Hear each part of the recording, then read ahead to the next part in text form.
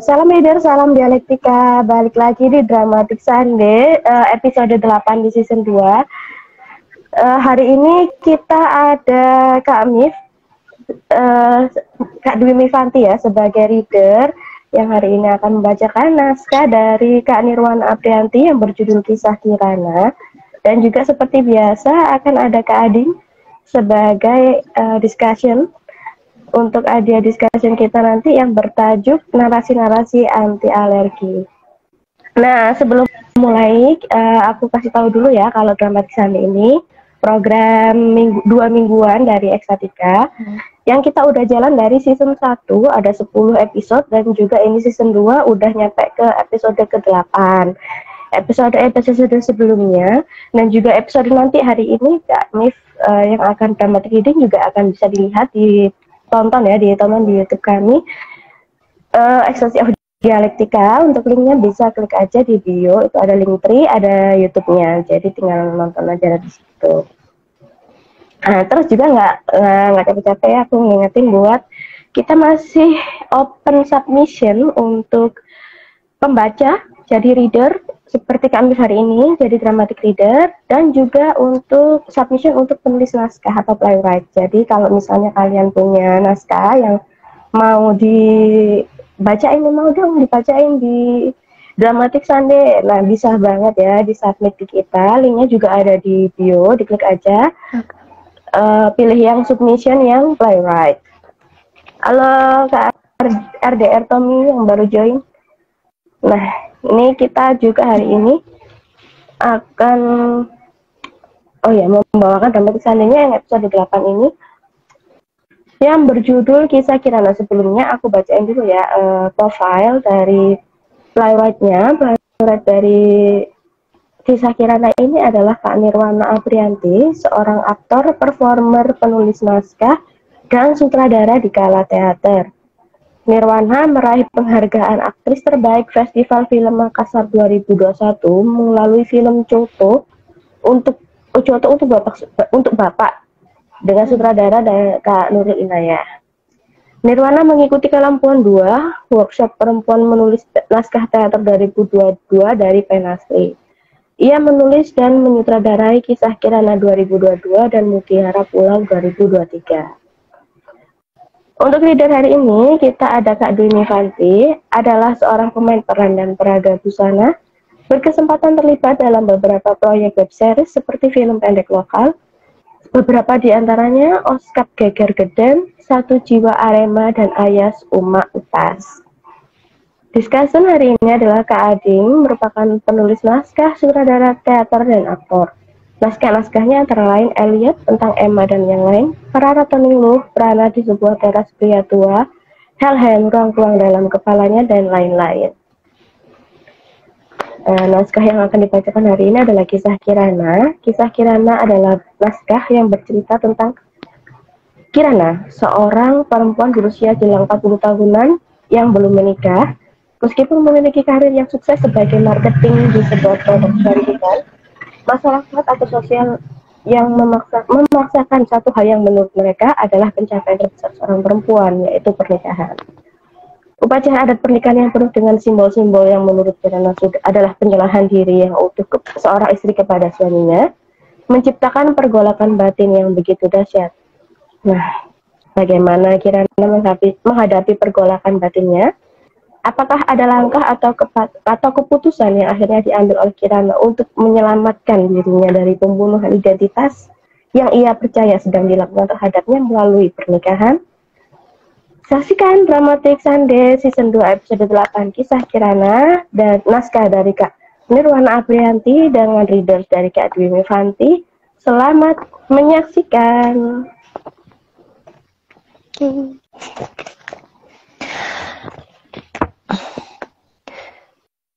Kisah Kirana. Sebuah ruang dengan lampu yang redup, terlihat seorang perempuan memegang sebuah cermin. Wajahnya tampak dingin, rambutnya berantakan. Setelah mengamati wajahnya di cermin cukup lama, perlahan wajahnya berubah menjadi gembira. Rambut Rambutnya ia rapikan pelan-pelan. Ia lalu menggoyangkan mulutnya tanpa suara, seperti sedang melakukan senam wajah. Kemudian terdengar suara seperti membicarakan dongeng. Lampu masih redup. Haruskah perempuan menikah? Ada apa jika perempuan belum menikah? Usia? Ada apa coba dengan usia? Ada apa dengan angka 30 tahun bagi perempuan? Memangnya kenapa jika wajahku sudah mulai muncul keriput tipis dan flek hitam di mana-mana? Kan ada laser, peeling, krim anti-aging, sunscreen, masker, perawatan dong. Memangnya apa urusan kalian dengan keriput dan flek di wajahku? Kalau tidak suka melihatnya ya tutup mata dong. Memangnya gampang? Memangnya enteng menetapkan diri untuk cepat-cepat menikah? Saya juga mau menikah. Memangnya saya harus menikah dengan siapa? Apakah semua perempuan harus berujung pada sebuah pernikahan?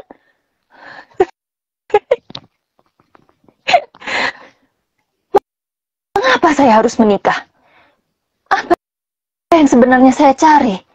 Tunggu, saya bertanya kepada siapa? Kirana berkeliling di ruangan itu, menatap satu persatu ruang-ruang kosong.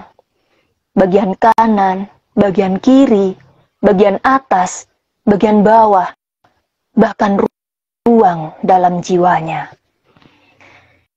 Inilah saya, Kirana, seorang perempuan berusia 37 tahun yang sehari-harinya sibuk memasarkan produk kecantikan. Saya adalah marketing dari sebuah produk kecantikan. Seorang perempuan pengantin baru, bunting beru. Ya, saya telah menikah. Seperti semua perempuan yang telah menikah, pasti juga merasakannya. Segera merasakan sentuhan yang dikatakan telah halal. Kehidupan baru yang bahagia, merasakan surga dunia. Saya telah menyempurnakan ibadah saya, dan surga pun telah menanti saya, katanya. Melihat ke sekeliling ruangan, seolah mencari sesuatu yang bisa menemani dan melanjutkan kisahnya. Sepertinya saya butuh bantuan untuk melanjutkan pertunjukan ini. Penata multimedia, tolong dong dinyalakan skrinnya. Nah, baik, sekarang saya lanjutkan. Di malam mapacing, orang-orang berkata padaku, besok adalah pernikahanmu, sambutlah dengan hati yang gembira. Besok malam ranjangmu akan ditiduri oleh manusia yang akan menemanimu seumur hidup. Wah, sudahlah, kau rupanya. Kau tidak lagi sendiri, kesepian, kedinginan. Besok hidupmu akan berubah. Dunia akan terasa hangat. Seumur hidupmu akan didekap oleh imam yang kami pilihkan untukmu. Dia adalah laki-laki yang sangat pantas untukmu. Apa lagi yang kau cari? Sambutlah pintu kebahagiaanmu. Bersukacitalah.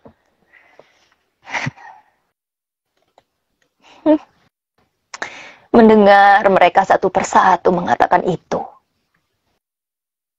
tidak satu kata pun bisa terucap dari bibirku. Hanya terdiam, kaku, tanpa harapan. Satu-satunya yang kupikirkan di malam itu adalah, besok saya akan menikah ya. Ya, menikah dengan sesosok laki-laki yang bahkan bahkan belum pernah kujumpai. Jangankan membicarakan masalah perjumpaan, suaranya pun belum pernah kudengar langsung. Saya mengenalnya hanya suara dari ibu. Saat ibu menceritakan sosoknya, ia terdengar seperti menceritakan seorang dewa. Tentu saja ada juga bantuan Instagram untuk mengenalnya. Kirana mencari-cari sesuatu. Lalu akhirnya ia mendapatkan handphone. Ia bermain dan mencari-cari sesuatu dengan handphonenya. Setelah menemukannya, ia lalu menunjukkan pada penonton. Saya juga bisa melihat foto wajahnya. Ini saat dia sedang makan. Ini foto saat dia sedang liburan. Oh, tidak kelihatan ya? Oh, kecil sekali. Penata multimedia, tolong dong screen-nya. Lalu muncullah foto-foto di layar yang terhubung dengan handphone. Sudah bisa lihat kan? Ya, dia mungkin idaman ibu. Dari fotonya, dia terlihat seperti lelaki yang ramah, penyayang, dan budiman. Tapi, aku tidak peduli. Siapa yang peduli dengan orang yang sama sekali tidak pernah saya kenal, dan tiba-tiba akan dijadikan suamiku? Tidak ada yang memberikan pertanyaan, hanya pernyataan bahwa saya akan dinikahkan. Tidak ada gunanya menjadi dewasa saat semua hal dalam hidupku harus menjadi konsumsi keluarga. Katanya usiaku sudah tidak pantas lagi menyandang status single. Saya tidak seharusnya menjalani hari-hari sendiri. Saya tidak seharusnya melakukan hal-hal sendiri. Peraturan yang entah dari mana, dari siapa, dan sejak kapan. Yang ku tahu perempuan Makassar harus memiliki siri. Apakah semua ini adalah bentuk dari siri? Zaman sekarang kan sudah berbeda. Bukan saatnya seorang perempuan terasa lengkap jika sudah mempunyai pasangan. Meski saya bisa menghidupi diri sendiri, kehidupanku tidak dianggap sama sekali karena belum mempunyai suami. Apa saya tidak pantas menjadi seorang perempuan bila saya tidak menikah? Apakah kesendirianku di usia 37 tahun adalah sebuah aib? Pantaskah saya berpikir seperti ini? Pernikahanku mungkin akan menutup mulut orang-orang yang kaya akan budaya siri, yang mahir akan kehidupan di dunia, yang hidupnya paling sempurna. Apa yang kupikirkan? Apa yang kulakukan? Aku pantas bahagia. Semua orang pantas bahagia. Siapa yang berhak mengatur siapa? Pertanyaan-pertanyaan yang muncul di kepalaku membuatku semakin membenci diriku sendiri. Apakah saya berharap semua baik-baik saja? Apa yang kupikirkan? Untuk apa saya berpikir seperti ini? Saya berhak akan diriku, bukan? Pertanyaan-pertanyaan itu tidak seharusnya menjadi hantu di kepalaku. Saatnya untuk keluar dari dunia yang selalu saja menuntut untuk dibahagiakan. Saat semua sibuk membicarakan pernikahan tanpa melibatkanku, kupanggil ibu untuk berbicara berdua saja. Kirana dengan penuh percaya diri maju ke bagian depan panggung. Ia mengambil cermin dan memainkannya sambil memperagakan pertemuan dengan ibunya. Baik, saya setuju untuk menikah, kataku dengan tegas. Tidak menunggu waktu lama, ibu langsung menjawabnya tanpa beban. Sudah seharusnya kan kau setuju dari awal? Saya mencoba tetap tenang.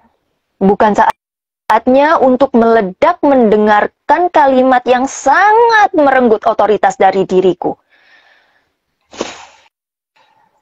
Saya mengambil handphone dan memutar perekam suara agar semua yang akan dibicarakan setelah ini bisa tersimpan dan menjadi peganganku.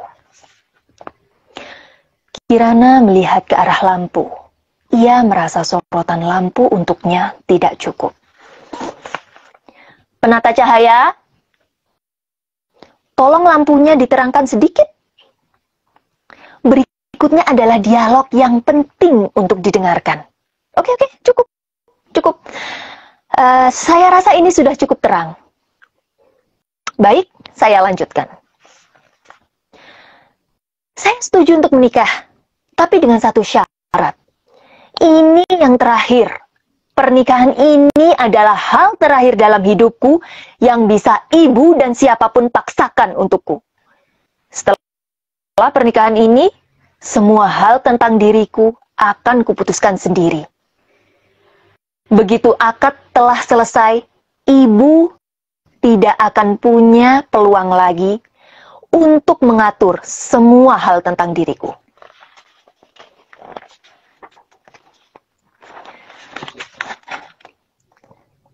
Saya kasihan melihat ibu.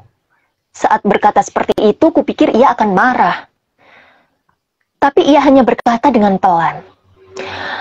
Ibu tidak pernah memaksamu, nak.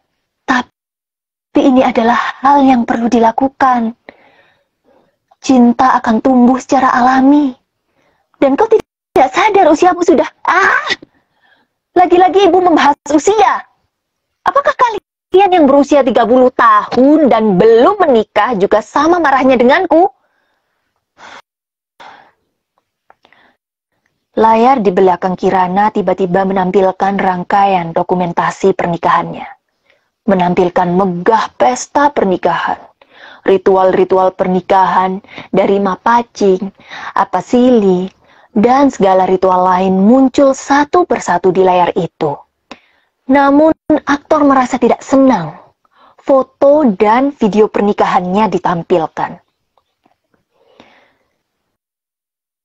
Belum ada aba kan penata multimedia? Kenapa menyalakan skrinnya tanpa arahan? Apakah sekarang tim pertunjukan ini juga ingin seenaknya mengatur pertunjukan ini? Sudah kubilang kan, tunggu aba-abaku.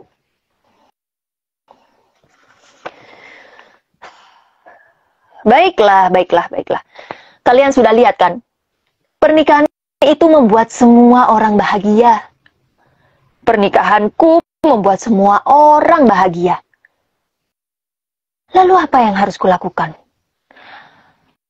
Yang harus kulakukan adalah duduk manis di atas ranjang yang bertabur bunga, di dalam kamar yang berhiaskan laming, tentunya dengan pakaian adat Makassar, yang lengkap dengan aksesoris. Saya tentu nampak sangat cantik dengan riasan make up. Meski menikah di usia 30-an. Semua orang melihatku bagai putri dengan jantung yang berdebar kencang, menunggu dijemput oleh cintanya. Akad telah berlangsung. Semua tengadah tangan mengirimkan doa kepada semesta. Meski berdesakan dan telah penuh keringat para iring-iringan pengantin, baik keluargaku dan keluarga laki-laki yang saat itu baru saja menjadi suamiku, terlihat sangat bahagia. Saya tentu masih berada di kamar pengantin, diminta diam dan tenang, menunduk dengan anggun. Di dalam kamar itu ada beberapa orang kerabat. Kata semua orang dia adalah nenek, tante, dan kerabat lain yang sebelumnya bahkan belum pernah saya lihat. Mereka dengan siaga berada di kamar pengantin menemaniku. Sesaat terdengar suara tarik-menarik pintu kamar. Saya adalah pengantin perempuan yang akan dijemput oleh sang mempelai pria. Tante yang saya sebutkan tadi terlihat tangguh di balik pintu menahan agar suami dan iring-iringannya tidak masuk ke dalam kamar pengantin ini. Terdengar ada negosiasi yang menyebutkan nilai agar bisa masuk menembus pintu dan dibukakan dengan segera. Saya melihat adegan ini bagai transaksi di pos pintu tol. Setelah menyerahkan sejumlah uang kepada tante penjaga pintu, masuklah mempelai pria dengan iring-iringannya. Dia, laki-laki yang kini jadi suamiku, menatapku dari jauh. Orang-orang menuntunnya naik ke ranjang dalam posisi berhadapan denganku. Saya seperti berada di dalam keasingan, tanpa tahu apa yang akan terjadi selanjutnya. Sepintas ku ingat, pada pernikahan sahabatku, saat ini adalah proses ritual Mapasikarawa.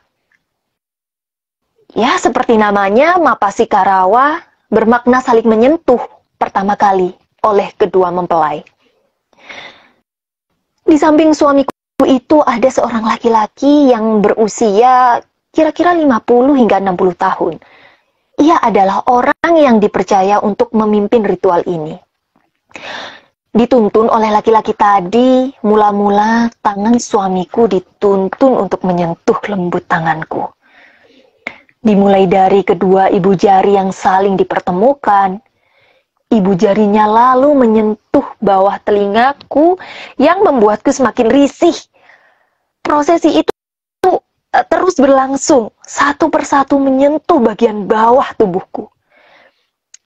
Menyentuh bagian wajah dan juga bagian tubuhku yang lain. Saat jari-jarinya menyentuh bagian leher, dan kemudian sedikit lagi menyentuh dadaku, tubuhku tiba-tiba menjadi panas sebagai bara. Detak jantungku serasa bekerjaran. Ya, ini kemarahan. Kemarahan tubuhku yang direnggut haknya. Tiba-tiba berteriak dengan sangat kencang. Hentikan semua ini. Saya tidak mau melakukan semua ini. Suara hening agak lama, yang terdengar hanya nafas kemarahan Kirana. Dirinya yang direnggut sejak rencana pernikahannya telah direbutnya kembali. Kalian tahu apa yang terjadi setelah perbuatan hak tubuhku itu? Ritual lain tiba-tiba muncul. Ritual bisik-bisik di tengah ritual Mapasikarawa. Operator audio, ini saatnya kamu bekerja. Tolong nyalakan audionya. Terdengar suara bisik-bisik dari pengeras suara yang saling sahut-sahutan. Balasi uang panai. Malam pertama jadi malam terakhir nih kau. Masa marah kita tadi? Ini tidak apa jitu nah. Hai, tidak dapat mijata. Jangan sampai ini terjadi pada kita toh. Tidak baiknya dilihat. Bahaya nade. Kirana menutup telinganya dan berteriak lagi. Diam! Tolong matikan audionya. Tolong jangan dilanjutkan lagi. Saya tidak tahu lagi. Tidak ada sikapku yang akan membuat kalian diam, kan? Pertunjukan ini harus berlanjut. Itu kan yang kalian inginkan? Tidak ada yang bisa menghentikannya. Bahkan air yang membasahi sudut mataku ini sudah biasa terjadi. Siapa yang peduli? Kalian hanya ingin menonton pertunjukan yang menyebut ini sebagai bumbu kehidupan. Pernikahanku adalah tontonan kalian. Bahkan mengatasnamakan ritual. Kalian dengan santai mempertontonkan tubuhku disentuh tanpa izinku. Hanya karena kalian percaya bahwa itu adalah haknya, karena dia adalah suamiku. Bahkan setelah penolakanku yang keras, tante, nenek yang tiba-tiba punya otoritas atas diriku, masih bisa bilang, anakku sayang, dia adalah orang lain. Dia adalah bukan orang lain, tapi suamimu. Lelaki yang sudah sah untukmu. Bukan hanya dalam hal sentuhan, tapi dalam sah memilikimu. Sentuhan-sentuhan yang dia lakukan juga bukan sentuhan sembarangan, melainkan sebuah prosesi ritual yang syarat akan makna. Pertama, pada bagian ubun-ubun yang ialah supaya suami tidak diperintah atau diremehkan oleh sang istrinya. Lalu dia menyentuh bagian atas dada, ialah memiliki maksud dan makna, yakni supaya kehidupan pasangan suami istri itu bisa mendatangkan rezeki yang banyak, yakni melimpah, ibaratkan seperti gunung yang besar, tinggi, dan mengundung. Lalu, pada saat berjabat tangan atau menyentuh ibu jari, maka ini makna dan artinya ialah agar suami istri bisa saling mengerti. Sehingga tidak akan muncul pertengkaran atau perselisihan. Dan seandainya terjadi, maka bisa diselesaikan dan segera untuk saling memaafkan. Kirana terlihat sedih. Kesedihan itu mengantarkannya pada sebuah kekuatan yang lebih besar. Pembelaan yang mengatasnamakan ritual Mapasikarawa itu kemudian membuat dadaku semakin panas. Mengapa harus suami yang memegang ubun-ubun istri? Mengapa tidak sebaliknya? Atau bahkan saling memegang saja? Lalu saat ini, dengan percaya diri semua orang yang hadir di sana turut menjelaskan bahwa ini untuk memperoleh kepatuhan istri. Agar suami tidak diperintah dan diremehkan istri. Dari mana datangnya pernyataan itu? Jadi hanya suami yang tidak boleh diperintah dan diremehkan, sedangkan istri boleh? Iya.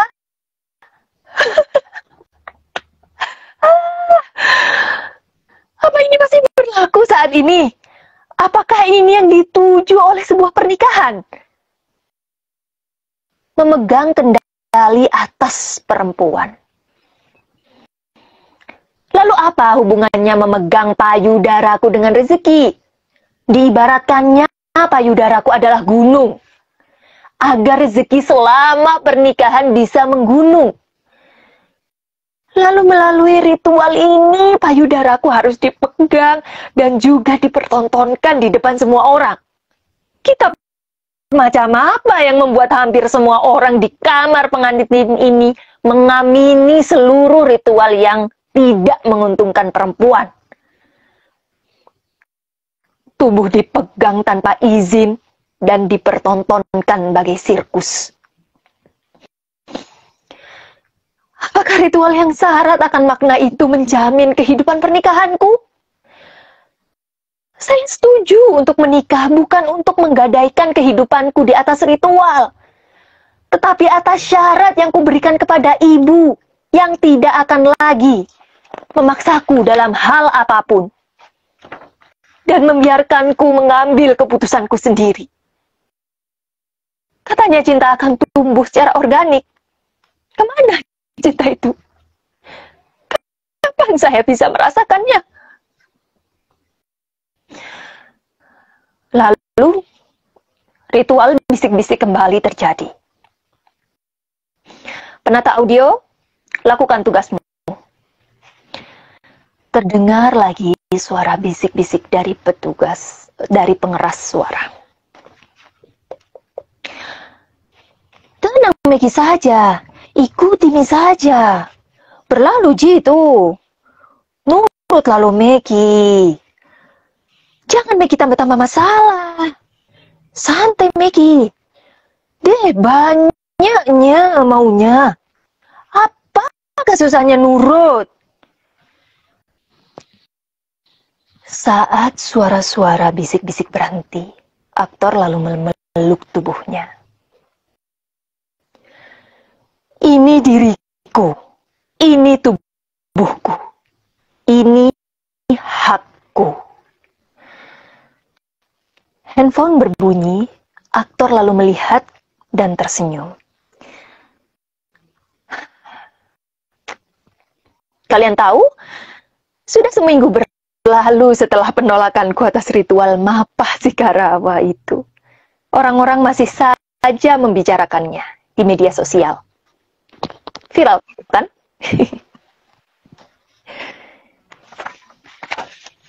Selesai.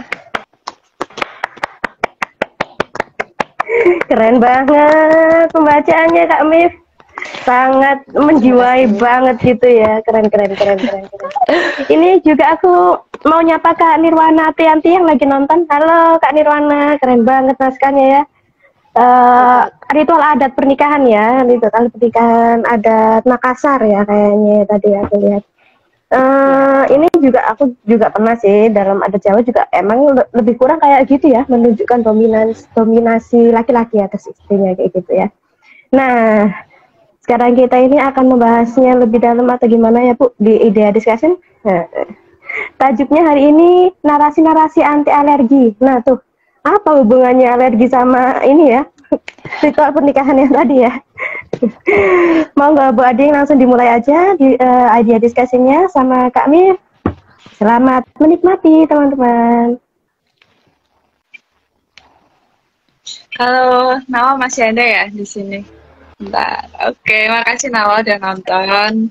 Wah, nih keren banget. Tadi aku nggak tahu ya, maksudnya aku tuh nggak pernah mencoba mendengarkan. Aku biasanya kan kalau dari teman-teman di Kalampuan kan aku cuma pernah ngobrolnya sama Inayah ya. Inayah juga nggak apa namanya, nggak banyak itu loh pakai dialek Makassar. Jadi tadi Mif pakai dialek Makassar kayak oke gitu ya, dialek Makassar. Nggak tahu tuh, tapi Nggak tahu maksudnya. tapi karena aku juga nggak tahu maksudnya. Cuma oke lah, aku bisa membayangkan betapa kasak kusuk itu kemudian jadi satu hal yang apa ya kayak menyebalkan gitu ya. Meskipun aku sebetulnya nggak tahu artinya juga sih itu. Cuma akhirnya kita terbantu gitu dengan caranya si Mif untuk membawakan bagaimana dialog-dialog itu. Nah keren banget. Mif juga tadi penuh penghayatan ya. Dan terima kasih buat Nawa yang naskahnya udah di saat make kesini di estetika.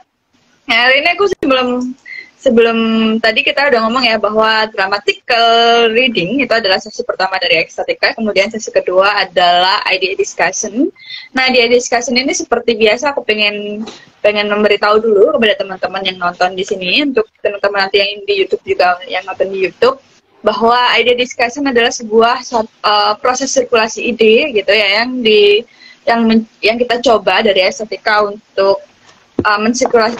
menangkap ide-ide yang ada di dalam naskah untuk disirkulasikan keluar. Nah, dari perspektif tadi kan sudah terbaca ya dari perspektif tokoh gitu, perspektif aktor gitu dari Mbak Mif. Kemudian kali ini Ading akan mencoba menawarkan atau memberikan satu stimulus dari perspektif yang lain gitu ya.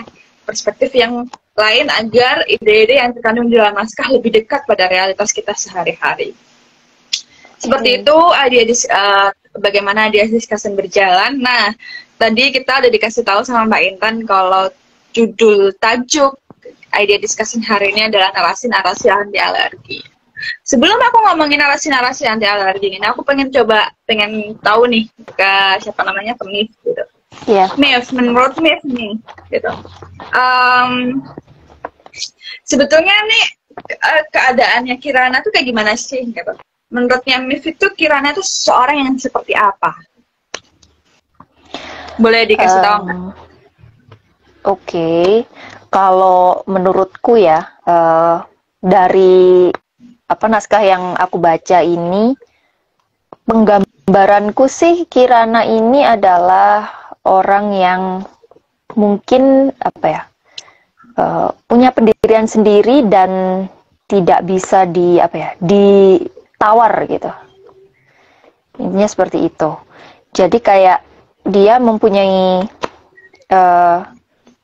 kehidupannya sendiri, mempunyai pendapatnya sendiri, dan ya itu. Dan dia tidak bisa toleran terhadap budaya yang terjadi di sekitarnya. Padahal dia hidup di sana kan sebenarnya. Kayak seperti itu sih menurutku. Maksudnya orang ini seperti itu gitu. Tapi aku mungkin juga ini karena latar belakang kehidupannya dia juga ya, karena dia adalah seorang marketing kan. Yang berarti dia adalah perempuan yang bekerja, yang bertemu dengan banyak orang, sehingga itu membuka wawasan yang lain buat dirinya selain adat istiadat yang ada di sekitar dia. Mungkin makanya itulah kenapa dia kayak menolak sekali gitu untuk ritual-ritual adat yang dilakukan kepada dirinya. Kayak seperti itu sih, menurut aku sih gitu sih. Oke, berarti semacam kayak Mif melihat bahwa Kirana ini gitu, sebagai Kirana juga, nah hari ini Mif juga sebagai Kirana adalah Kirana orang yang punya pendirian yang kuat gitu ya. Yes. Dan dia berpandangan, berwawasan luas gitu. Nah, yang aku pengen coba short nih dari jadi kisah gitu ya, dari kisahnya Kirana gitu. Emang judulnya kisah Kirana ya, kisahnya Iya, Kirana betul. gitu. Aku merasa bahwa Kirana tuh kita banget gitu ya hari ini gitu, karena dia udah mengenal, ya bukan nggak jauh lah ya, aku pikir kayak memang hidup di abad ke-21 gitu ya, terus kemudian kayaknya ya bertahun-tahun ini juga gitu kan ya, ketika krim anti-aging, laser, dan lain sebagainya, terus kemudian Instagram kalau nggak salah tadi ya, gitu, itu dekat sekali dengan kehidupan kita sehari-hari gitu. Tapi aku pengen coba notice gitu, pengen coba meng-highlight ketika modernitas itu adalah upaya yang segaris lurus gitu ya, dengan apa yang terjadi pada situasinya Kirana gitu. Tapi kupikir modernitas itu kemudian jadi satu kondimen gitu di dalam peristiwanya Kirana itu yang tidak sinkron gitu dengan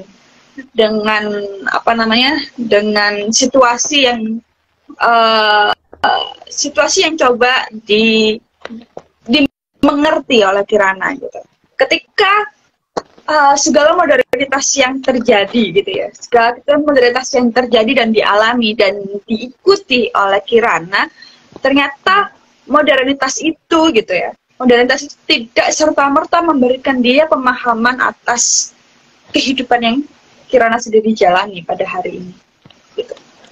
Dan ketika kita membicarakan bahwa Kirana adalah seorang yang dia marketing gitu ya, dia tadi kayaknya dia berhasil gitu ya di kantornya, di pekerjaannya dia cukup sukses gitu sebagai marketing. Kemudian dia juga orang yang istilahnya aku bilang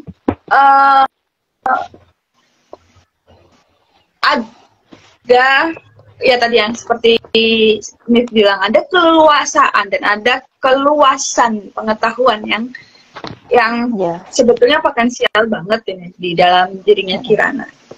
Tapi kenapa gitu? Nah, aku mau tanyain. Tapi kenapa Kirana kemudian gagap gitu? Kemudian gagap mencerna modernitas itu pada ruang-ruang ritual yang dihadirkan dalam naskah. Nah, yang dia hadapi, aku nggak ngomongin naskah, yang dia hadapi gitu.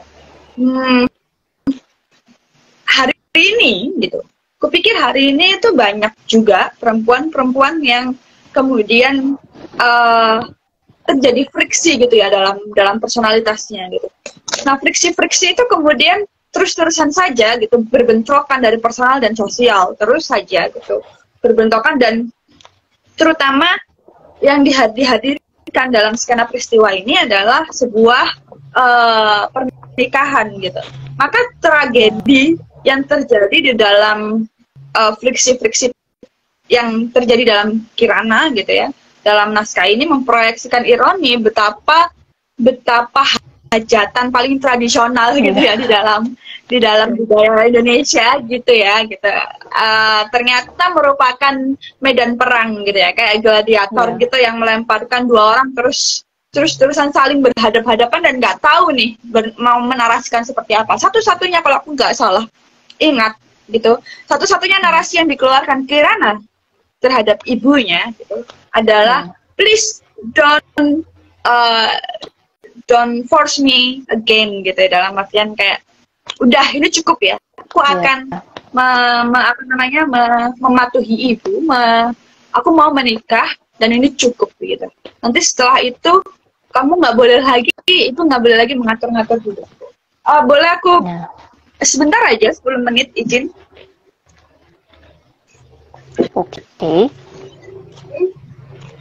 Oke, sorry ya. Nah, seperti itu. Jadi kayak satu-satunya narasi yang dimiliki oleh Kirana ini hanya itu gitu. Dari segala bentuk perang dingin yang terjadi dari ibu, keluarga, kemudian dan lain sebagainya, satu-satunya narasi yang dimiliki Kirana hanya okay, I will do that gitu. But after this is enough gitu. Nggak ada narasi lain yang bisa ditawarkan oleh Kirana. Nah, menurut Mif, kenapa Kirana tidak bisa menawarkan narasi yang lain selain itu gitu. Dan itu sebagai kontrak sosial pun gitu. Itu sebagai kontrak sosial pun tidak jelas gitu. Tidak jelas ya, benar-benar setidak jelasnya narasi gitu, dalam artian ketika ini udah terakhir gitu ya. Apa ketika dia mengetahui bahwa ini terakhir, dan itu sebetulnya kalau di kita gitu ya, kalau di budaya kita gitu ya, aku nggak tahu budaya Makassar, tapi kayaknya Makassar itu juga banyak Islamnya gitu ya. Tapi kalau di budaya kita itu kan kayak ketika kita udah menikah, tanggung jawab bukan lagi di ibu, di bapak, di keluarga, tapi ada di suami gitu kan ya. So itu sangat, kupikir itu bukan suatu tawaran yang ketika ya udah habis ini nggak usah lagi gitu, nggak usah atur-atur aku. Ya iya, karena kamu akan diatur suami mungkin. Betul. Nah, so menurut Mif gitu ya, sebagai Kirana gitu, apa sih sebetulnya yang Kirana pikirin? Kenapa Kirana hanya menawarkan narasi itu, tawaran itu, kontrak sosial itu, yang kontrak sosial itu pun blurry gitu loh maksudnya. Apa sih sebetulnya kira-kira yang ada dalam pikirannya Kirana? Ya, kalau menurut aku ya, kenapa dia hanya kayak ya udah ini yang terakhir gitu ya. Akhirnya dia terpaksa menuruti karena ya udahlah ini yang terakhir gitu. Ya karena itu tadi, mungkin karena dia kan wawasannya sudah cukup luas ya. Dengan termodernisasikan pemikirannya itu, dia jadi memiliki pandangan-pandangan yang lain gitu. Tapi di sisi lain dia juga sadar, ya mungkin aku terbebas dari ibu, tapi kan aku punya suami nih sekarang kayak gitu. Jadi kayak mungkin di balik itu dia mempunyai strategi yang lain, karena dia pengen melepaskan diri dari mungkin dari lingkungannya dulu kali ya, lingkungan di mana dia lahir. Yang mana lingkungan itu kan kalau tidak dilepaskan kan dia akan ketrap di situ seumur hidupnya gitu. Dengan adanya pernikahan ini, tragedi ini, nah itu membuka beberapa kemungkinan. Dia mungkin bisa terlepas dari lingkungan lamanya dan menuju ke idealitas yang dia pikirkan. Atau dia benar bisa terlepas, tetapi dia istilahnya menuju ke lingkungan baru yang bahkan dari ritual itu saja dia tadi sudah tahu kan kalau kenapa ubun-ubunnya yang disentuh kan. Berarti dia kayak sudah pengen terlepas dari kandang macan tapi malah masuk ke kandang singa kayak gitu. Jadi sebenarnya sama aja, tapi mungkin dia mempunyai strategi lain untuk mewujudkan idealitasnya itu melalui kandang dia yang baru sekarang. Karena kan dia punya suami kan. Mungkin bisa saja nanti dia yang jadinya akan memberikan pandangan-pandangan apa gitu ke suaminya. Mungkin dia bisa seperti itu. Karena kalau dia tetap di lingkungannya, dia tidak akan punya power lebih. Dia tidak akan punya secara kan di lingkungan itu ya masih terjadi adat seperti itu gitu. Sedangkan dia yang hanya satu orang tidak akan mungkin melawan satu lingkungan kalau bukan dia yang keluar. Seperti itu mungkin. Jadi ya sudah, itu saja yang ditawarkan ke dia. Dia tidak akan mungkin mempunyai penawaran lebih karena ya itu tadi realitasnya yang terjadi di sana. Karena di mana langit bumi dipijak, di situ langit dijunjung kan. Maksudnya istilah itu ya yang harusnya terjadi gitu. Karena modernitas sudah mempengaruhi pikirannya, jadi ya mungkin itu salah satu cara dia untuk untuk keluar dari situ dengan tidak memberikan penawaran yang lebih gitu. Ya udah cukup stop aja di situ, stop gitu. Mungkin seperti itu. Mungkin ya. Oke. Berarti Mif mencoba mendeteksi gitu bahwa mungkin ada narasi-narasi, ada strategi tadi Mif bilang, ada strategi yang akan digunakan Kirana untuk being bad, do something better gitu ya, untuk kehidupan dia selanjutnya. Nah, aku mau pertanyakan nih, kenapa dia harus menunggu kenapa tragedi itu harus terjadi lebih dulu ketika sebetulnya dia punya strategi nih, yang even kita nggak tahu nih strateginya apa gitu ya, itu kan cuma dugaan-dugaan kita sebagai pembaca ya. Gitu. Nah, aku mencoba menarik itu lebih jauh ketika seseorang yang seperti Kirana gitu, seseorang yang seperti Kirana berusia 37 tahun dengan segala wawasannya yang luas gitu, tapi dia tidak tidak kemudian keleluasaan itu bukan hanya masalah keleluasaan yang sifatnya objektif ya dalam artian sifatnya subjektif ya, seperti dia tadi kan Mif tadi ngomongnya bahwa mungkin aja dia dengan sebagai seorang marketing yang berhasil dan lain sebagainya wawasannya jadi luas gitu, tapi keleluasaan itu juga adalah sebuah bentuk keleluasaan objektif itu, di mana dia dia pada akhirnya berhasil selama 37 tahun. Kita mau tidak mau akan menyatakan bahwa kemudian selama 37 tahun itu dia berhasil berdiri sendiri, dan itu sudah dinyatakan di dalam teks gitu ya. Dia berhasil, dia bahagia, dia hidup baik dan lain sebagainya. Dan ternyata segala hal yang dia lakukan itu tidak bisa masuk dalam artian segala kesuksesan itu gitu ya, segala kesuksesan itu tidak bisa secara objektif tidak bisa masuk dan diterima atau tidak bisa tidak terlihat oleh sosialnya. Terlepas sosialnya adalah seortodoks apapun gitu ya, katakanlah nih sosialnya Kirana ini ortodoks banget gitu, tapi it will be so kita bisa melihat bahwa upaya Kirana selama 37 tahun, katakanlah kalau normalnya orang menikah perempuan katakanlah umur 23, 25 sampai 27 dia harus menikah gitu ya, setidaknya dia punya peluang 10 tahun gitu untuk menunjukkan bagaimana eksistensinya bekerja baik secara objektif dan subjektif gitu. Tapi yang terjadi adalah gitu, baik secara subjektif maupun objektif, keberhasilan dan ketangguhan Kirana itu tidak terlihat karena tidak ada satupun narasi yang keluar dari Kirana, what kind of success that really I reach gitu. Benar-benar tidak ada satu upaya pembanding gitu dari narasi yang dikeluarkan Kirana ketika semua orang bilang bahwa keberhasilan itu adalah ketika kamu jadi Siri gitu. Ketika kamu memiliki Siri, memiliki kelengkapan sebagai seorang manusia yang harus bersuami dan beristri, katakanlah seperti itu. Harus menikah intinya. Dia tidak pernah bisa menawarkan selama 10 tahun hidupnya yang sukses itu. Itu hanya proklaim yang dia lakukan gitu. Dan proklaim itu bahkan tidak terdengar. Itu yang pertama.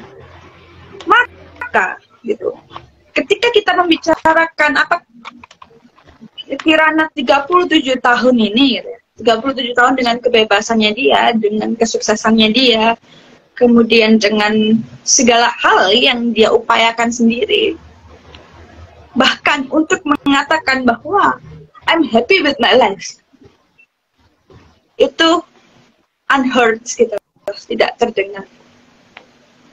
Yes. Didn't heard gitu ya. Dan kayak aku nggak tahu kenapa terjadi. Aku mencoba melihat kenapa terjadi situasi se-clueless itu. Ini adalah situasi-situasi paling clueless gitu yang terjadi dalam 10 tahun perjalanannya Kirana dari, katakanlah aku tadi bilang ya, katakanlah standar perimeternya orang menikah, perempuan menikah maksimal 27 tahun gitu ya. Nah 10 tahun sejak itu yang sekokoh itu Kirana memproklamkan diri, kenapa jadi sangat clueless gitu. Jadi tidak aku coba berupaya sama sekali gitu, padahal dia juga sudah punya objektif gitu ya. Dia sudah punya objektifnya, dia berkehidupan sendiri, dia mapan, katakanlah, dan lain sebagainya. Di situ dia berhasil gitu ya. Nah secara subjektif pun kita bisa melihat itu ada satu situasi yang pasti akan menjadi semacam konsekuensi logis gitu. Ketika dia seberhasil itu 10 tahun dia hidup sendiri, maka seharusnya konsekuensi logisnya juga dia akan memiliki wawasan yang seberhasil itu gitu. Dia bisa mempertanggungjawabkan 10 tahunnya, dia bukan orang yang, oh iya, dia kan tidak seperti ini gitu ya, tidak seperti yang, aku udah tua nih, aku perawan tua nih gitu, 37 tahun dan merana. It's not like that. She doesn't like that gitu. Ya kan? Dia nggak seperti itu. Dia nggak kayak gitu. Dia bukan perawan tua yang kemudian merengek atau menyesali hidupnya, yang ya udah aku menikah gitu karena aku butuh juga, karena aku juga nggak mau jadi perawan tua. Oke. Like that gitu loh ya. Dia nggak kayak gitu. Dan ketika dia akhirnya semua ininya dia jadi proklaim gitu, ketika dia menggugat ya. Aku bilang menggugat hak-haknya sebagai perempuan, itu hanya tersampaikan ketika, katakanlah, kalau dalam situasi normal ya, dalam situasi normal, aku mencoba membayangkan dalam situasi normal gitu. Modernitas yang Kirana punya semuanya itu, kalau kamu, ini kan kayak kalau di dalam naskah gitu ya, kali dalam naskah dia kayak cerita gitu ya sama kita.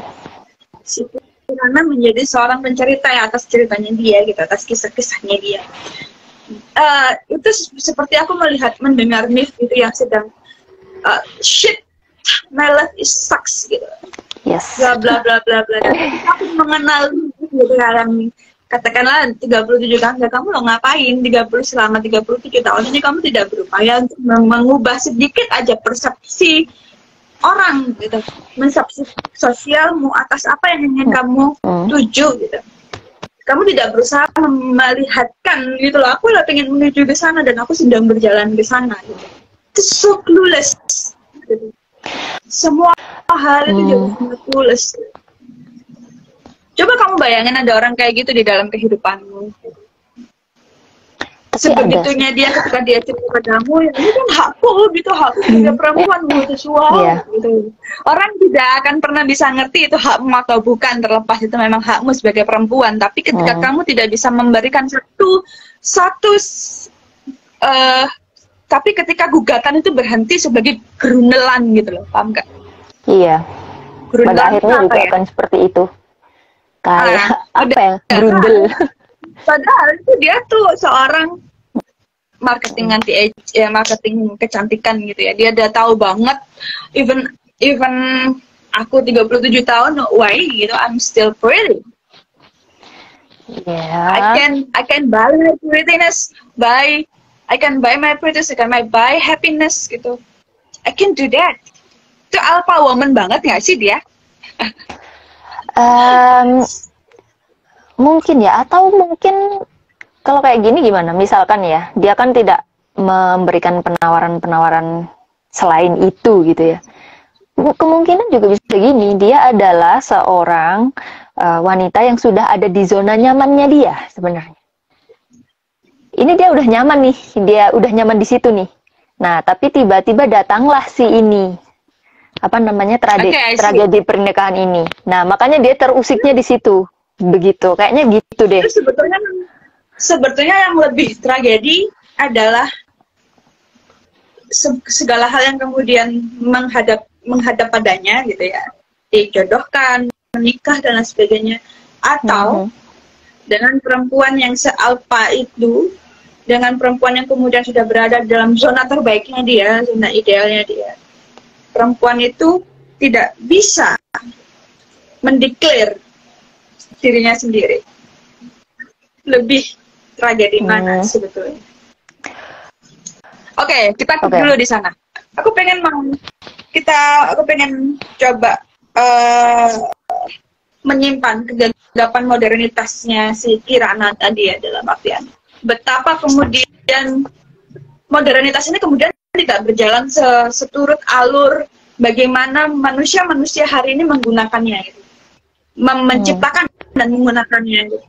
Modernitas ini kemudian menjadi something yang asing gitu bagi Kirana, padahal Kirana hidup di dalam modernitas itu.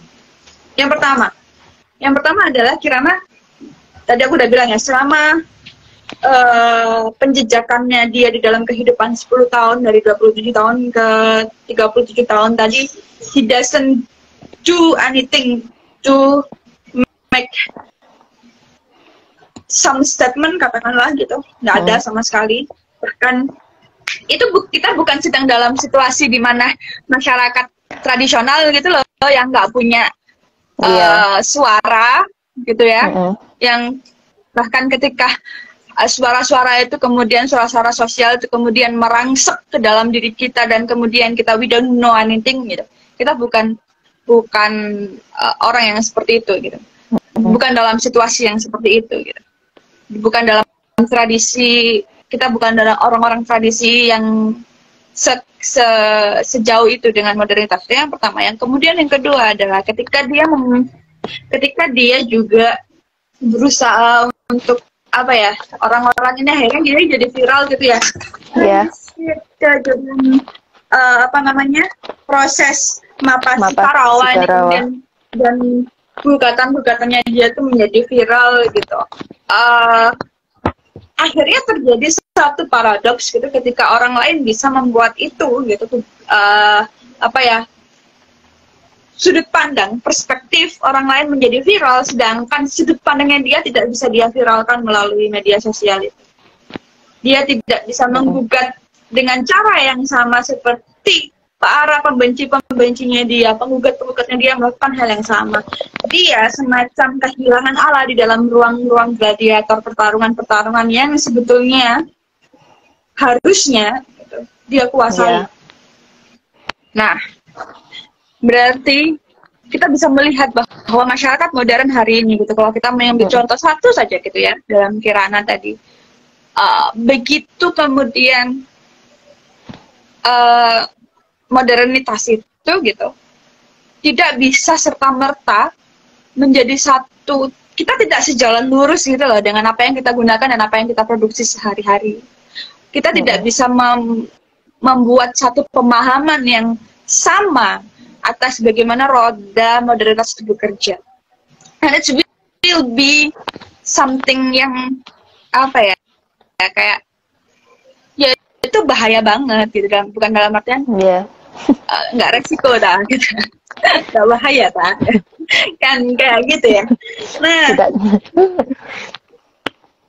aku dari tadi nggak coba masuk dalam ritualnya ya, tapi kemudian aku mau mencoba lihat gitu, bahwa apakah kemudian ritual ini seperti yang aku tanyakan tadi gitu, apa namanya, mana yang lebih tragedi antara segala hal itu, segala hal yang kemudian ritual itu tiba-tiba terjadi itu, ya, dan yang aku bilang tadi lebih dia yang tidak punya narasi itu gitu. Mana yang lebih tragedi gitu, sebetulnya? Padahal kupikir dengan wawasannya dia yang sebegitunya ya, dengan wawasan dia, dan dia juga punya pengalaman juga sebetulnya dengan ini kan ada dari tadi di naskah gitu, Kirana dia menceritakan bahwa kayaknya aku pernah tahu ini prosesi temanku kayak gini gitu kan. Iya. So sahabatnya itu bukan satu hal yang asing gitu loh. Dia bukan kayak orang Amerika kemudian menikah adat Makassar. Betul. Dia kemudian menikah adat Madura dan adat Jawa yang something Greek gitu ya. Something Greek yang dia benar-benar nggak tahu gitu. Dia ada di sana, dia lahir di sana. Of course gitu, dia pasti sedikit banyak even benar-benar nggak tahu gimana prosesnya, tapi dia tahu bahwa hal-hal seperti itu gitu. Hal-hal seperti itu adalah hal-hal yang ada di dalam kehidupannya dia. Meskipun mungkin dia berhasil lolos nih, mungkin dia berhasil menutup matanya selama 37 tahun hidupnya gitu. Tapi hal-hal itu ada. Dan dia bukan yang kemudian dari Yunani, dari Inggris datang ke sini nggak tahu apa-apa. Serta-merta gitu ya, serta-merta dinikahkan dengan adat itu. What with me? Why you do this? Gitu kan. Kayak semacam kayak gitu nggak sih? Gitu kan ya. Kalau orang asing gitu kan sekarang lagi banyak nih viral di medsos nih, di orang Korea nikah sama orang Indonesia gitu. Itu shock like that, itu kayak ya wajar gitu kan, karena itu bukan budaya dan tradisi. Tapi sedangkan dia ada di situ. Dia ada di situ gitu, dan itu lepas selama 37 tahun dia menutup mata ya atas itu. Lepas. Ada banyak orang yang lepas gitu, ada orang banyak yang menutup mata dengan tradisi-tradisi gitu. Tapi alergi gitu, sedang aku melihatnya si Kirana ini dengan bukan hanya menutup mata gitu, tapi dia alergi pada tradisi-tradisi itu gitu, pada ritual-ritual yang kemudian tepat juga tepat juga momennya Kirana menghadapi ritual-ritual yang dia benci itu gitu. Ritual-ritual yang kemudian dia alergi untuk dia lihat, dia alergi untuk dia mencoba pelan-pelan susupi pemahamannya. Alergi itu kan kayak ketika kamu ini aku nih punya alergi telur asin gitu. Dulu aku tuh bisa makan telur asin, tapi beberapa tahun terakhir sekitaran 6 nggak bisa aku makan telur asin. Itu pasti, dan alergiku lucu gitu kan. Alergi itu alergiku gatel, tapi aku tuh nggak gatel yang meruntus gitu loh.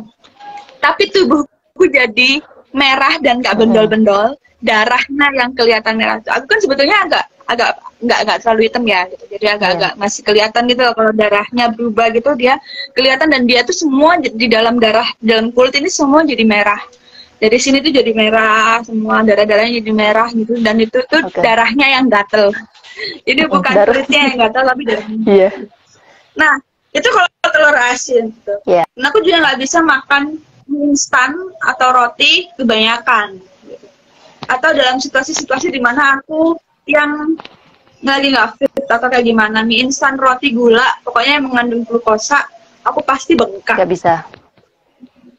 bisa. Kayak aku bawa lagi pakai cincin ya, ini pakai cincin gini nih, ini kan gampang diangkatnya gitu ya. Tapi kalau aku udah makan mie instan, makan something yang ada gulanya, es teh atau kopi pakai teh, kopi pakai apa ya nggak bisa, enak ya kopi pakai teh gimana sih? Kopi pakai gula, terus makan roti yang terlalu banyak glutennya.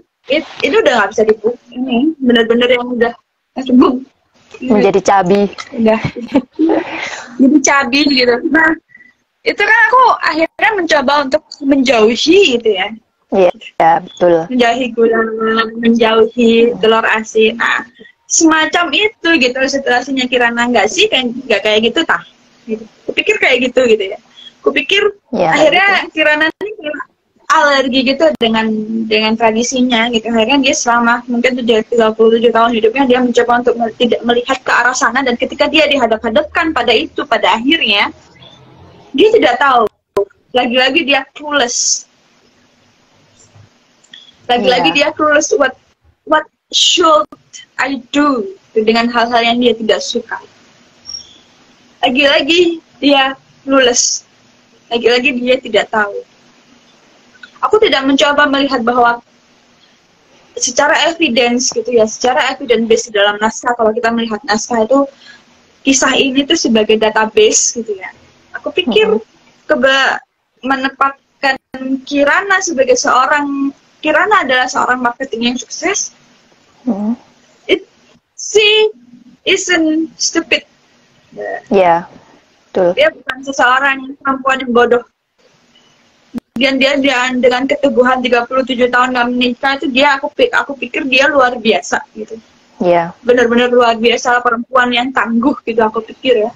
Sangat tangguh gitu.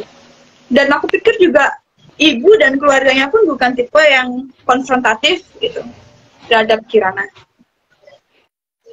So, memang aku pikir ada satu alergi tersendiri Kirana untuk melihat hal-hal itu mendekat pada hal-hal itu untuk pemahamannya dia sendiri. Dan untuk menghidupkan atau untuk merumuskan narasi apa sih yang sebenarnya ingin dia ingin dia coba bangun gitu. Makanya ketika aku tadi mencoba meng-highlight gitu bahwa ternyata narasi yang hanya di konsensus gitu ya. Satu konsensus yang ditawarkan Kirana hanya ya udah jangan diganggu lagi aku gitu. Tapi kenapa? Ya udah aku mau menikah tapi I don't do that kind of tradition of rituals. Or maybe dia bisa bilang gini, oke, aku mau menikah gitu. Tapi tradisi itu hanya aku dan suamiku saja, orang lain tidak boleh menonton. Gugatan-gugatan yang dia lakukan terhadap kita gitu, dalam artian kamu tadi bilang gitu, ini adalah orang yang kamu sebagai Kirana gitu ya.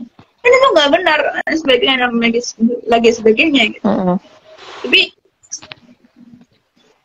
hal-hal yang tidak benar itu tidak bisa dia rumuskan karena aku pikir sebegitu alerginya dia bahkan untuk mencoba merumuskan narasinya atas apa yang dia tidak suka. Maka terjadilah tragedi itu. Ya. Dan mungkin saking dia menutup matanya. Dia saking tutup matanya ketika hal itu terjadi sama dia shock, dan apa yang harus dilakukan dia nggak tahu akhirnya, karena selama ini kan dia hanya tutup mata, tutup telinga akan hal itu, ya udah gitu. Dia nggak memperdulikan. Ya eventually itu terjadi ke dia sih. Mungkin makanya dia mengalami kayak what happened gitu. Padahal itu notabene budayanya sendiri ya. Maka aku itu adalah sebuah gugatan yang bagus gitu. Aku pikir bahwa memang pada akhirnya kenapa ada banyak gugatan. Aku tidak akan menampik bahwa gugatannya Kirana ini gugatan yang menarik gitu, ketika kenapa perempuan harus kenapa yang laki-laki yang harus pegang ubun-ubunnya dan menjadi patuh dan lain sebagainya. Kemudian kenapa dada yang dipegang, kenapa payudara yang dipegang untuk menjadikannya sebuah rezeki dan lain sebagainya, dan hal-hal yang itu gitu. Dia punya gugatan itu gitu. Tapi gugatan itu menjadi sangat useless gitu ketika gugatan itu tidak. Jadi gini, ketika kita akhirnya nih ya, ketika seseorang yang hidup gitu, aku coba membayangkannya, dia agak melebarkan ini ya, ketika kita hidup di satu ya kita masuk ke dalam suatu ruang di mana di situ adalah kandang buaya, orang-orang jahat, katakanlah mafia gitu ya, orang-orang jahat katakanlah mafia, dan kita sebetulnya membawa pistol nih, Sebetulnya kita membawa pistol dan sebetulnya kita bisa bertarung. Secara tubuh kita bisa bertarung gitu. Dan kita membawa pistol untuk jaga-jaga gitu. Tapi ketika kita masuk di sana dan mereka tahu gitu ya bahwa kamu masuk ke sana dengan segala hal yang mudah ternotis dari mudah men-trigger kejahatan itu, katakanlah memakai pakaian katakanlah nggak usah memakai pakaian yang seksi-seksi gitu ya, tapi kamu di sana dengan kamu seorang ini ya, seorang apa namanya, seorang orang yang sebetulnya bisa bergelut gitu ya, orang yang bisa berkelahi, tapi di sana kamu bertarung gitu, kamu ternyata di sana kamu membiarkan situasi-situasi ancaman itu terus-terusan. Kayak kamu digodain, kamu biarin gitu. Kamu biarin, terus sampai akhirnya mereka kebablasan, sampai karena semua hal yang kamu biarin tadi, padahal kamu bisa gelut nih, kamu punya tas, kayak gitu ya. Atau kan kamu kan masuk tuh, kamu dengan serta-merta masuk gitu ya, kamu bukan diundang, tapi kamu menyepakati untuk masuk dan kamu punya gitu. Dan kan nggak kamu pakai, dan katakanlah mereka sebetulnya mafia yang kroco-kroco, bukan mafia yang jahat-jahatnya gitu loh, cuma preman-preman kampung aja lah katakanlah kayak gitu, bukan mafia lah. Dan kamu tuh sebenarnya punya kekuatan untuk menang gitu dengan segala hal profesi dalam tubuhmu gitu. Baik kamu tuh seorang atlet sabuk hitam karate, atau kamu adalah seorang yang sedang belajar, sedang mendaftar tentara, jadi tubuhmu bisa kuat dan lain sebagainya, kamu udah orang, atau kamu atlet tinju ternyata gitu, dan mereka cuma kroco-kroco, preman kroco-kroco gitu aja. Tapi ketika kamu membiarkan itu gitu ya, kamu membiarkan itu pada akhirnya, terus akhirnya ancaman tuh benar-benar terjadi padamu, katakanlah kamu mau diperkosa nih gitu. Dan kamu tidak mengeluarkan tenaga profesi tubuhmu gitu ya, maka kamu ngambil tembak dar gitu. Matilah dia. Pada akhirnya mati, dan ya katakanlah kita menang gitu ya. Tapi kamu sudah membunuh orang lain, dan dalam artian maksudku adalah situasi itu gitu. Situasi itu membuatmu menjadi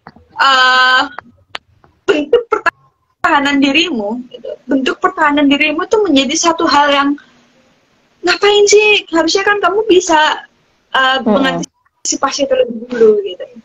Kenapa ngapain membiarkan tragedi itu terjadi gitu. Pikir semacam seperti itu. Nah, segala profesinya Kirana itu menciptakan satu pemahaman bahwa pada kita bahwa Kirana sebetulnya adalah orang-orang yang cukup mampu untuk melihat dirinya sendiri, kekuatan dirinya sendiri itu gitu, menakar kekuatan dirinya sendiri. Hanya saja dia terlalu abai gitu ya, terlalu alergi, terlalu apatis dengan apa hal-hal yang dia tidak sukai gitu. Terlalu alergi. Nah, alergi kayak gitu akhirnya menutupi sendiri kemampuan orang untuk menghindari tragedi gitu. Iya sih. Menghindari tragedi yang terjadi gitu. Gugatan atas hak-hak yang harusnya memang diperjuangkan menjadi tidak tepat sasaran. Ya memang. So, jadi menurut Mif, mana yang lebih tragedi? Mana yang lebih tragedi ya sebenarnya? Ya, Kirana yang tidak bisa menyuarakan apa yang diinginkannya, itu jelas itu tragedi sih.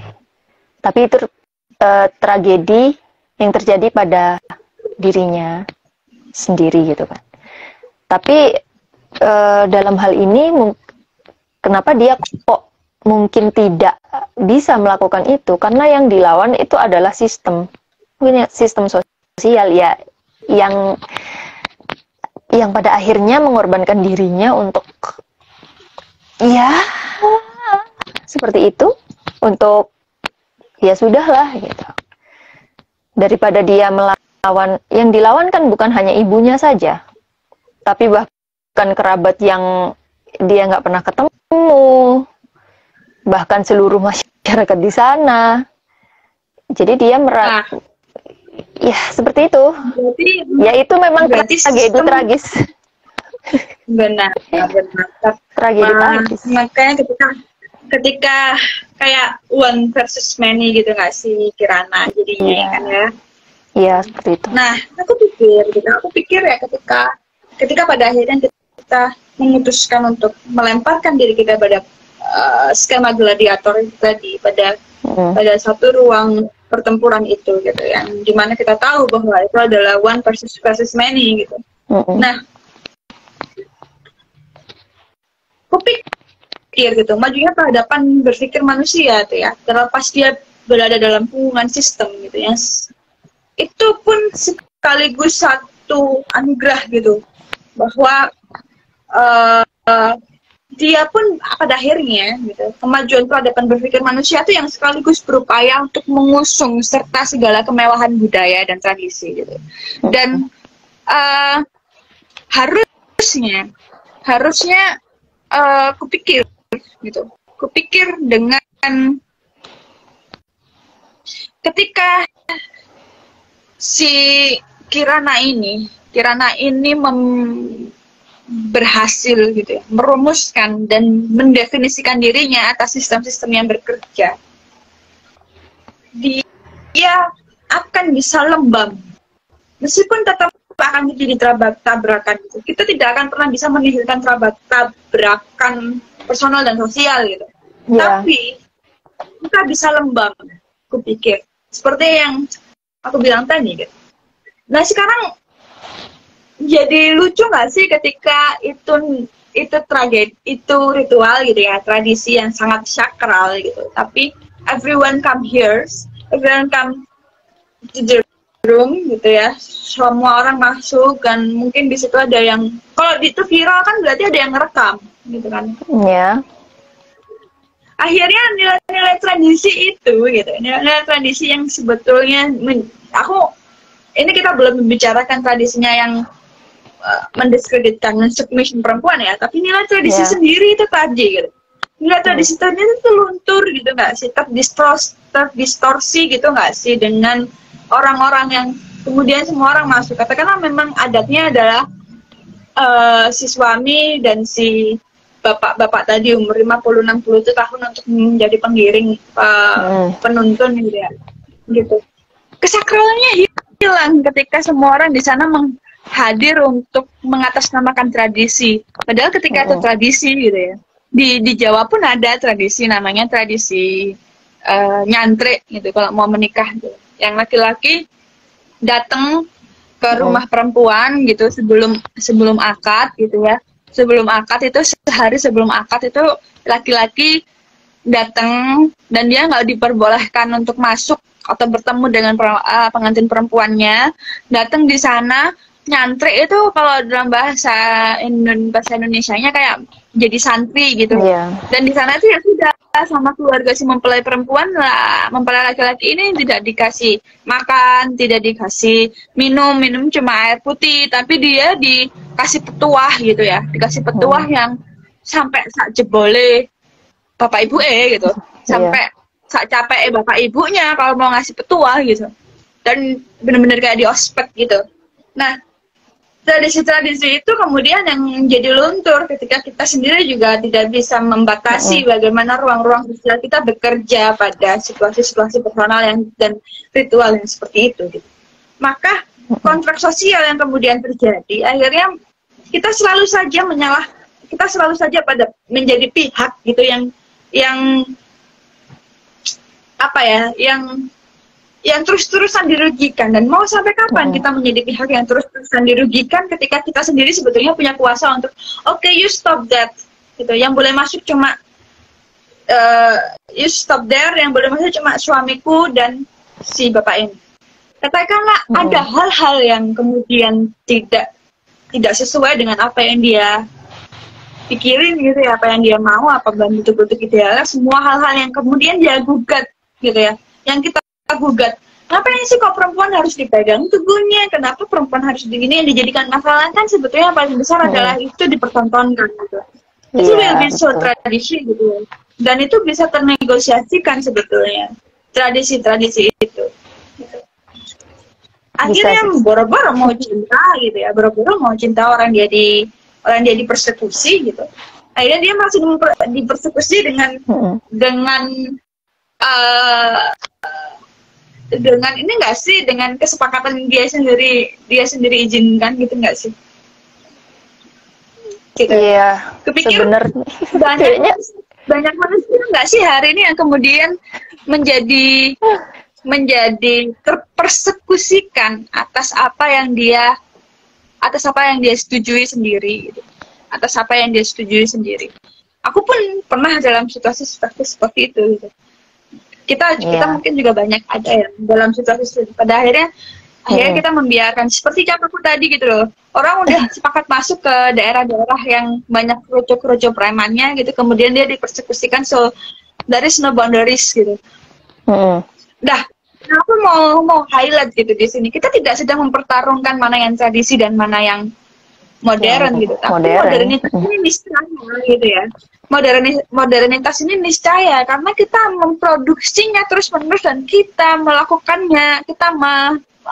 Selain memproduksi, kita juga memanfaatkan itu secara terus-menerus gitu. Kita tidak bisa, siapa yang kita bisa sekarang hidup tanpa HP katakanlah. Si Kirana pun tidak bisa hidup tanpa HP gitu. Dia satu-satunya cara untuk mencari itu adalah Instagram gitu ya. Dan media yang mempersekusi dia juga Instagram juga katakanlah gitu ya, media sosial. So, apa kemudian hari ini? Apakah kita kemudian aku sepakat gitu. Secara semua gugatannya Kirana atas kenapa perempuan yang harus dibikiniin, kenapa perempuan harus diginiin, dan kenapa perempuan harus dipegang payudaranya dan lain sebagainya gitu. Tapi sebelum itu gitu, kita terus-terusan saja gitu membiarkan modernitas ini kemudian mengambil alih lebih banyak daripada tradisi mengambil alih kedirian kita. Ya, memang. Sebetulnya yang lebih banyak terambil alih gitu ya. Sebetulnya yang lebih banyak terambil alih mana? Tradisinya kah? Atau modernitasnya di dalam kisah Kirana gitu. Dan di dalam diri kita sendiri hari ini. Yang lebih banyak kita sudah pada titik ya. Kita sudah pada titik pemahaman bahwa Kirana gitu. Di sini dia menyepakati tradisi itu. Ya. Kita pada titik itu. Dia menyepakati tradisi itu. Katakanlah itu tradisi yang salah di bagi mata dia tersepakati. Tapi kemudian mana yang lebih tragedi? Ketika tradisi itu menjadi satu hal yang sebetulnya dia tahu dia itu akan gugat gitu ya, dan itu tapi dia sepakati di situ, atau kediriannya dia terpersekusi oleh modernitas yang dia sendiri sepakati juga, gitu. Yang dia ikuti juga gitu. Padahal kalau kita ngomongin dia alergi terhadap tradisi gitu, itu dia tidak alergi terhadap modernitas, tapi dia juga tidak bisa memberikan batasan-batasan modernitas itu masuk dan mengambil alih kediriannya dia, mengambil alih semua keputusan-keputusannya dia. Sebetulnya yang mana ini? Maka kita nggak bisa gitu loh. Kalau kita mau melihat satu sisi saja gitu, kita satu sisi saja bahwa tradisi itu salah gitu ya, dalam artian hari ini pun orang lebih banyak dan tradisi itu salah, kemudian menjadi kita yang ada di dalam tradisi itu menjadi korban gitu. Terlepas itu masalah perempuan atau laki-laki gitu. Hari ini pun kita terus-terusan menjadi korban atas modernitas. Betul. Ya, memang semuanya ada dua sisi ya. Pasti semuanya itu nggak akan ada yang positif, nggak akan ada yang semua positif atau semua negatif juga nggak ada. Tapi ya itulah, maka di situlah. Jadi ketika tadi kita mencoba melihat secara positif bahwa Kirana ini akan punya strategi gitu ya atas suaminya gitu. Dia menjadi katakanlah, oke aku menikah dan aku akan membawa suamiku menjadi agen untuk agen yang sama gitu ya, bersama-sama aku menjadi Power Rangers untuk memperjuangkan hak-hak perempuan gitu. Nah, gitu. Dia tidak mau gimana dia mau memiliki strategi itu ketika dia tidak memasang strateginya di awal. Dia acuh gitu dengan strategi yang dia ingin sendiri rancang. Kalau katakanlah strategi tadi benar gitu ya, Kirana punya pemikiran sampai sana gitu. Seharusnya kan ketika dia diperkenalkan, meskipun dijodohkan ya, dia punya akses nih di Instagram. Dia akan membuat orang, kita nonton FTV aja loh. Aku nih loh sedang, aku gak suka sama kamu ya, tapi aku dijodohin ya. Yaudah kita pura-pura ya gitu. Ya udah, kita begini nih ya, kita begini nih ya, kita begini ya gitu. Kita tanda tangan kontrak ya gitu. Orang sampai lagu aja ada gitu. Apa pacar apa? Lagunya Afgan tuh pacar apa sih yang aku bukan pacarmu, aku hanya pura-pura jadi pacarmu tuh lagunya Afgan tahun zaman berapa tuh, kayaknya belum tahu deh. Kayaknya nggak tahu aku. Jadi udah lama banget tapi udah lupa lagunya gitu. Nah itu ada gitu. Dan lagi-lagi gitu, lagi-lagi ini clueless, semua halnya jadi clueless gitu ketika kita tidak bisa membangun dan merumuskan sendiri narasi-narasi yang akan kita pingin gitu. Jadi sebenarnya kedirian yang seperti apa sih yang diperjuangkan sama Kirana? Apakah kemudian katakanlah nih feminis yang mau feminis yang seperti apa sih yang diperjuangkan oleh Kirana? Dan jadi segala hal itu ketika kita cropping pada tragedinya aja gitu, kita cropping pada peristiwanya ini aja gitu, kita akan menemukan banyak sekali lubang bahwa atas tragedi itu, dan itu sebenarnya tidak absah gitu loh untuk kita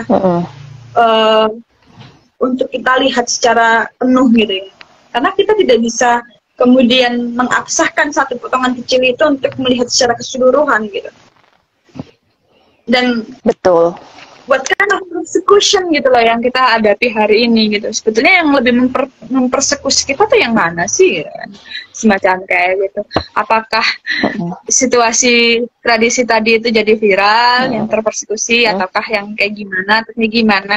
Nah, narasi-narasi itu kemudian yang karena kita alergi gitu ya. Karena kita alergi, manusia hari ini banyak alergi atas itu, kemudian kita menyalahkan, wah ini karena sistemnya nih kayak gini, ini sistemnya nih kayak gini. Kita punya sebagai manusia, kita mau di sistem manapun kita masih tetap punya daya. Dan itu tercontohkan di Kirana yang dia punya daya gitu untuk menunggu sampai 37 tahun dari baru dia menikah. Dia punya daya. Terlepas dia mau dayanya menghilang, maksudnya dia selama 37 tahun hidupnya itu ketika dia disuruh ayo nikah dulu, ayo nikah, dia nggak mau dengerin, dia pergi, dia milih kerja, kita selalu punya daya untuk membuat satu pilihan yang lain atas sistem, dan kita selalu punya daya untuk itu. Kita sendiri yang merasa kita sendiri merasa lemah dan tidak mampu, atau karena kita alergi untuk menentukan sendiri bagaimana daya-daya itu kita rumuskan menjadi satu kekuatan gitu. Nah, itu yang jadi pertanyaan-pertanyaan kita hari ini. Dan Kirana mengajarkan kita pertanyaan-pertanyaan itu untuk segera kita jawab pada diri kita sendiri. Kupikir seperti itu. Kesanggupan mendialektikakan narasi-narasi yang tumpang tindih tadi gitu ya. Mana sih yang sebetulnya mempersekusiku? Mana sih sebetulnya yang ingin kutolak? Mana sih yang apa sih tradisi bagi aku? Bagaimana sih kedirianku bekerja gitu? Bagaimana sistem sosial ini? Gitu. Narasi-narasi yang terus saja tumpang tindih gitu, antara personal dan sosial, sistem dan sendiri gitu, dan kehendak pribadi dan lain sebagainya, justru menjadi upaya nyata dan membuka peluang kita gitu loh untuk terjadinya perubahan-perubahan yang bisa menuju situasi ideal yang kita ingin gitu. Harusnya kan kayak gitu kan, idealnya ketika seperti kita itu. Nah, memang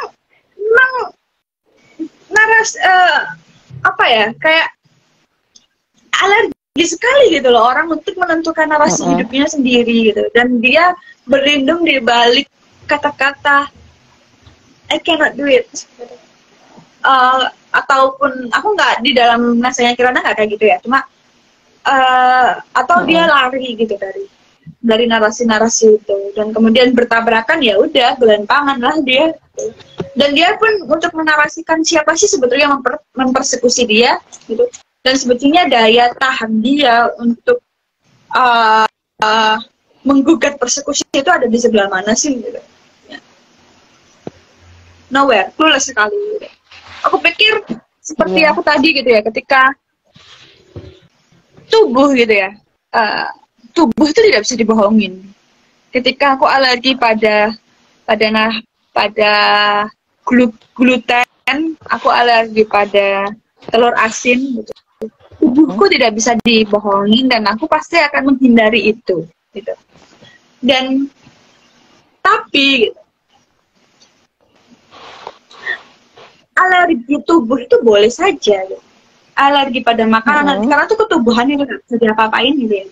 Bahkan pada titik tertentu ketika kita melanggar itu, kita udah tahu alergi pada titik tertentu dan alergi kita udah tinggi banget, kita bisa mati loh gara-gara itu gitu. Kan banyak ya kasus-kasus kayak gitu di luar negeri terutama gitu, yang gampang banget apa alerginya sampai di tingkat yang paling parah gitu kan, bisa sampai mati gitu.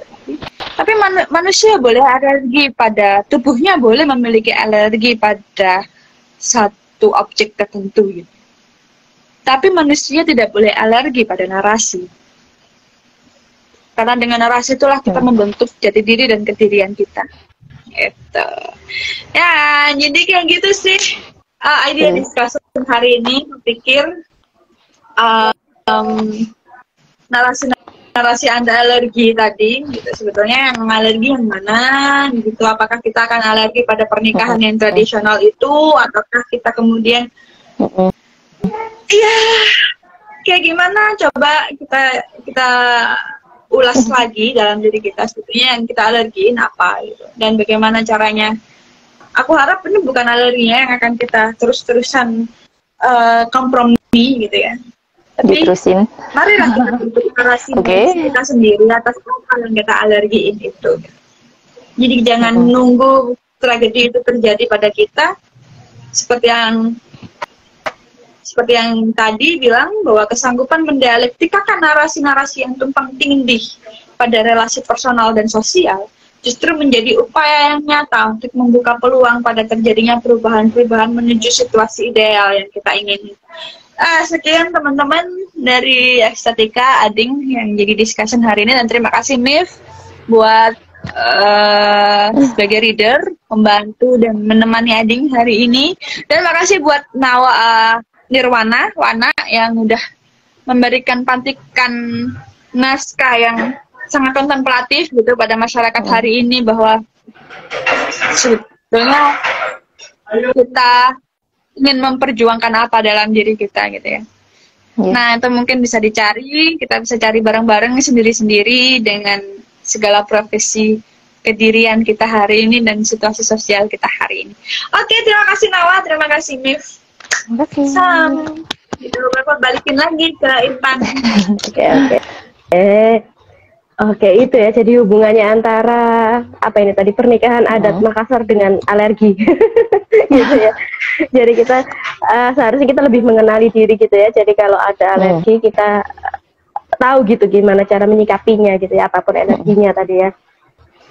Oke, ini diskusi yang bagus banget sih hari ini, membuka perspektif banyak dari aku sendiri ya, membuka banyak perspektif juga.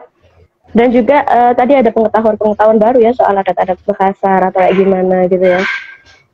Nah, seperti biasa sebelum aku akhiri, aku mau ngingetin lagi buat submission ya, teman-teman yang punya naskah yang mau disirkulasikan idenya sekaligus dibacain di Dramatic Sunday, bisa banget ya untuk di submit di linknya ada di bio IG, atau kalau misalnya ribet banget, misalnya aku nggak bisa nih caranya gimana, udah langsung DM aja, nanti aku bantu. Oke, aku tutup. Oh ya, buat yang tadi ketinggalan pembacaan dramatic readingnya kami, bisa nanti tunggu aja di YouTube kami ya, di link di link video juga ada.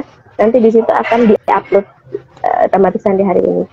Juga aku mau nginget sih, besok ini kayaknya mau ngasih skill dikit ya. Dramatic Sunday next ini kayaknya akan ada sesuatu yang beda gitu. Nah, apa yang beda nanti ini ya, nanti tunggu aja di IG-nya Estetika, pasti akan diumumin gitu next 2 weeks ya, jadi setiap 2 minggu. Oke, seperti biasa aku tutup Dramatic Sunday ini dengan sebuah puisi. Hari ini puisi dari Pak Sapardi Djoko Damono, judulnya Metamorfosis. Ada yang sedang menanggalkan pakaianmu satu demi satu, menundukkanmu di depan cermin dan membuatmu bertanya, tubuh siapakah gerangan yang kukenakan ini? Ada yang sedang diam-diam menulis riwayat hidupmu, menimbang-nimbang hari lahirmu, mereka-reka sebab-sebab kematianmu.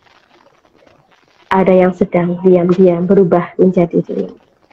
Oke, sampai di sini dulu Dramatic Sunday kali ini. Terima kasih buat Kak Amif, terima kasih buat Kak Nirwana tadi, Kak Ading juga. Makasih, sampai ketemu di 2 minggu lagi. Kita sama-sama kita bareng-bareng teriakin jargon kita ya. Salam reader, salam dialektika gitu Kak Amif. Jadi kita bareng-bareng satu dari sini ya.